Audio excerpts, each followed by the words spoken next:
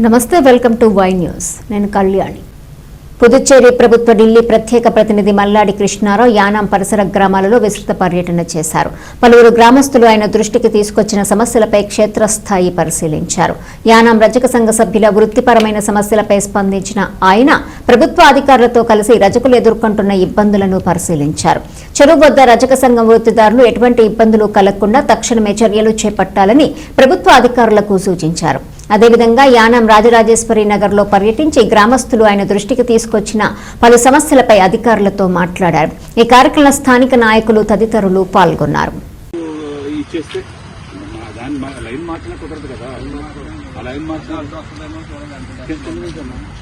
పైకైతే మళ్ళీ లైట్ అయిపోయి మళ్ళీ లెవెల్ పర్మిట్ చేయండి. నువ్వు అక్కడ వరకు ఇక్కడ వర్క్ కట్టుకొచ్చేసి దాని కింద బాగా సైజ్ పెద్దది మళ్ళీ కట్ అయిపోయే వల్ల మళ్ళీ వాటర్ మళ్ళీ ఇక్కడ కట్ అయిపోయేలాగా ఉండకూడదు. ఇక్కడ ఒక వాటర్ చెప్పేసి వెళ్ళిపోవచ్చు కదా. వాటర్ వర్క్స్ వాల్ మందే, డ్రైన్ మందే కదా. అది మళ్ళీ ఇది డ్రింకింగ్ వాటర్కి వెళ్ళే దగ్గర సేఫ్టీ కోసం అని చెప్పేసి